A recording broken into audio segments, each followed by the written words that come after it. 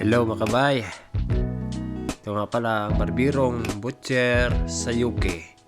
Kung bago ka lang sa ating channel mga bay, paki-subscribe na lang mga bay at paki-share itong video natin para makatulong naman sa mga ating mga kapwa dyan sa Pilipinas na kailangan ng trabaho punta dito sa UK.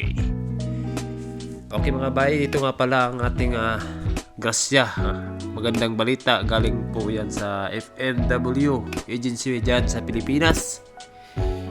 Ay naghahanap po sila ng isang magaling na barbero, isang barberong teacher na magtuturo dito sa United Kingdom. Ayan po babay, hanapin natin yung post ng FMW. Ayan na ba, nakikita ko na yan.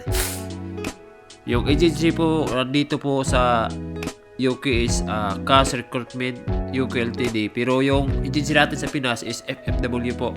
I-search nyo po yan sa Facebook, makikita nyo po yan. Ito po yung post nila. May link din po sa baba kung gusto na po kayo mag-apply.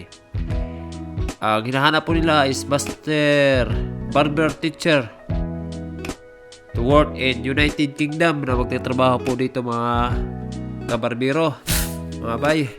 Ang kinakailangan po nila ay 5 years of experience sa pagiging barber at saka may 3 years kang experience na nagtuturo ng barber. Dali lang gawin yan mga bay, kailangan mo lang ng katunayan yan. Pwede mong pagawa na lang, at least may patunay ka. At saka kailangan mo ring mag-take ng IELTS UKVI with 5.0 score per category. Yung category mga kabarbero, ito po yung speaking, listening, writing at saka reading. At saka ito lang, mga bay, kung isa kang college graduate or high school graduate na magaling, high school graduate ka pero magaling ka mag-English, makakaintindi ka, makapagsalita ka, makapagsulat ka, swak na swak sa ito mga bay, kaya mo yung 5 na score sa IELTS UKVI kung magtika. At saka marami tayong review center dyan sa Maynila. Research nyo mga bay, mga kabarbero, kasi sayang magkano ang sahod a month is 307 a month, 307,000 a month po yan mga bay. Ang trabaho niya po ay 48 hours per week including weekends. At saka 3 years contract po yan mga bay, renewable pa.